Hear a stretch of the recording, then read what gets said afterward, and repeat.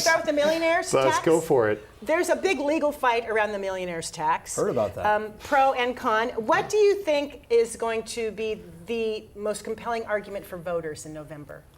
Well, it's that two things. One, do voters think that the money's going to be well spent? And two, do they think that the so-called millionaires tax is only going to apply to millionaires in the long run? And the research shows they don't believe the money's going to be particularly well spent. The state budget's up 150% in the last 12 or 13 years, a point that Gary Locke and Chris Gregoire have been making quite a bit lately.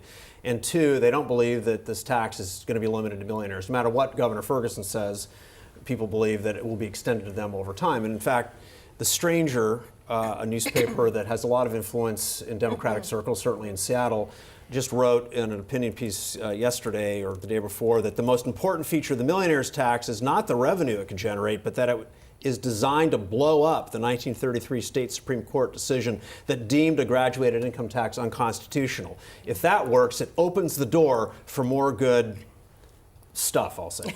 Okay. So, you know, Paraphrasing. That's what this is about. This is a test case. They tried to do this with a Seattle income tax. We defeated that in court. Now they want to get this law to the Supreme Court in hopes the Supreme Court will hold that we can have graduated income taxes under our Constitution, which no other Supreme Court has ever decided.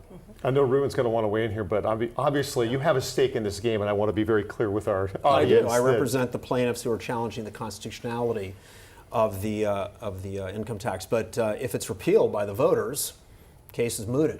Voters. Right. This will be, by the way, the 11th time in a row voters have said no to a state income tax, including no votes on 6 constitutional amendments, which would have solved the constitutional problem by amending the Constitution to allow an income tax. But voters have said no 10 times in a row. We'll see if this is number 11 or not come November. So, Reuven, do the legal questions around it help or hurt support for it?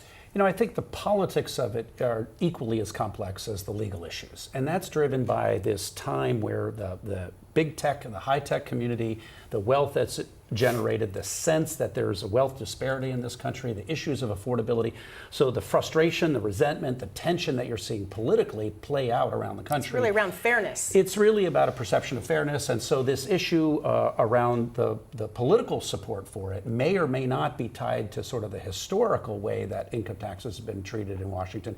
We're living in a new era, and there may be a wave momentum relative to the Democratic and the progressive side to just say that we need a sense of fairness given the wealth disparity in this country. So I think, again, the politics are just as complex as the legal dynamics.